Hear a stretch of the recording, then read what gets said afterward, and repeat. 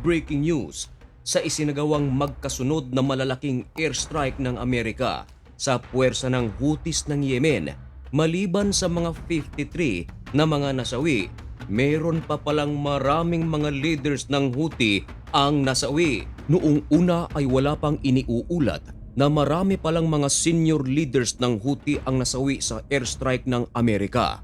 Pero lumabas din ito at napag-alaman sa pamamagitan na rin ng tulong ng Yemeni government at ng intelligence ng Amerika. At dahil sa mga nangyaring ito, galit na galit ang pamunuan ng Houthis, maging ang Iran ay nagbanta na rin sa Amerika. Pero ang matindi mga kaibigan, hindi pa itinitigil ng Amerika ang kanilang pag-atake sa Houthis ng Yemen.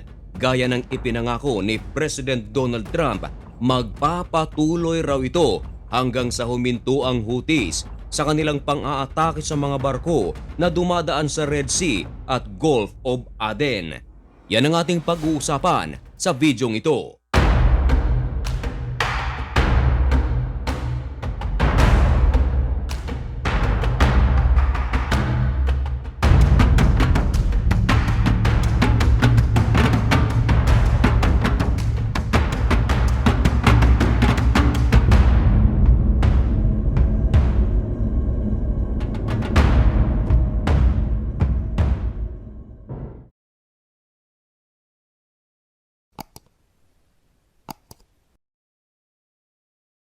Maligayang pagbabalik mga mahal kong kaibigan sa ating mga subscribers, mga bashers, silent viewers.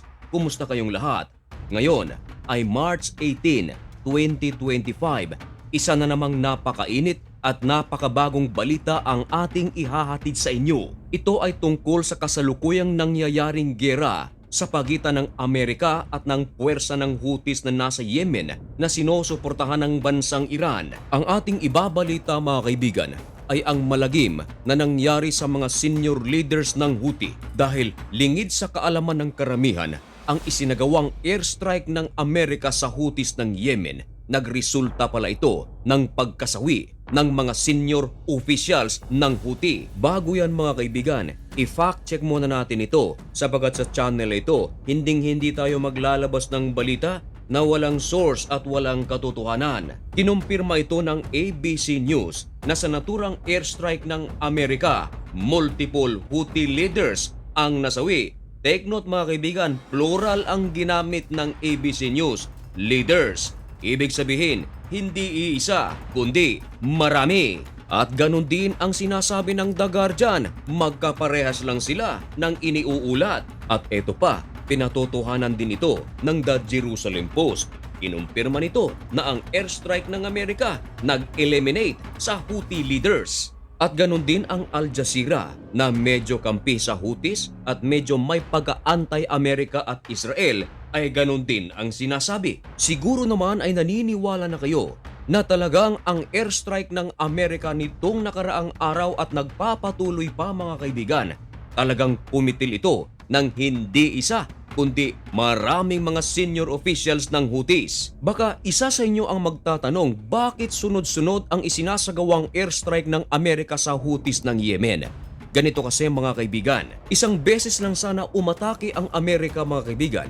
Pero ang masaklap, gumanti pala ang Houthis sa Amerika.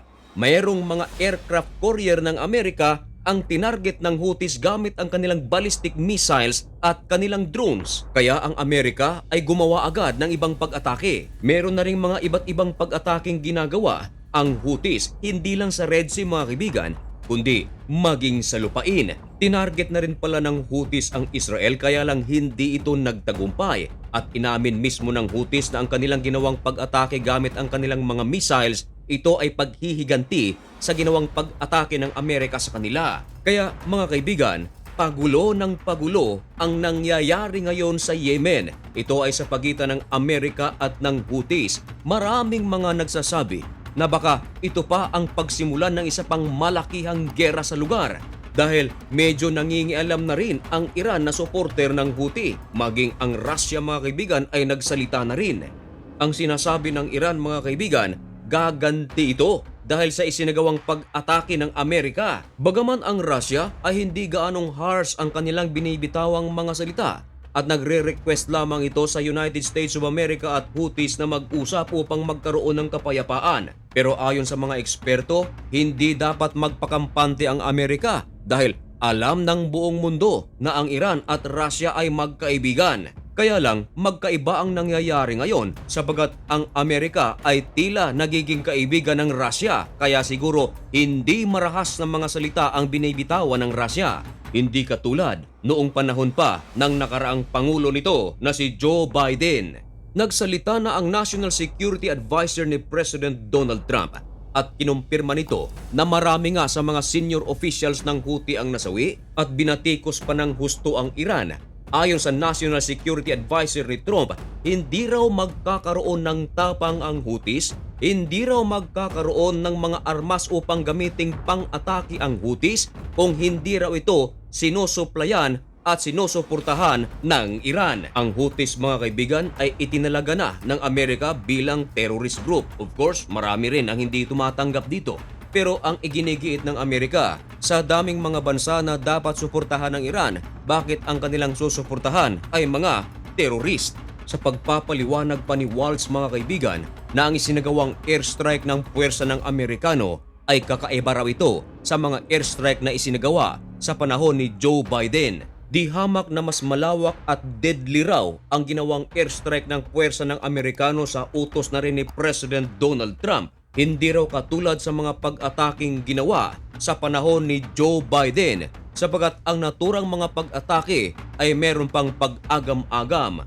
Dagdag pa ng kampo ni Trump na sa panahon ni Joe Biden kung umatake ito ay wala raw napapaulat na may mga senior officials ng Houthis ang nasawi.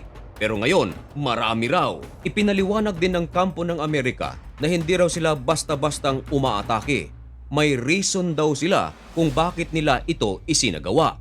Sapagat ang Houthis mga kaibigan, matagal na nilang ginagawa ang mga pang-aatake sa mga barko na dumadaan sa Red Sea at sa Gulf of Aden. Ito raw ang nais na patigilin ng kampo ni President Donald Trump at ibabalik raw nila ang freedom of navigation. Ang bagay na ito ay ang pinipigilan daw ng Houthis. Hindi raw ito pwedeng mamayagpag sa administrasyon ni Trump. At dagdag pa ng Amerika, gagawin daw nila lahat ang kanilang makakaya upang hindi na makapagtustos ang Iran sa Houthis hanggang sa ang Houthis ay mawala na ng tuluyan sa bansang Yemen. Binanggit din ng Amerika mga kaibigan ang mga sanctions na ipinataw noong hindi pa muling Pangulo si President Donald Trump at paiigtingin daw ito ngayong nagbalik si Trump sa Washington. Kung kayo ang tatanungin mga kaibigan, makatarungan ba ang isinagawang pag-atake ng Amerika sa Houthis ng Yemen o ito ay hindi makatarungan?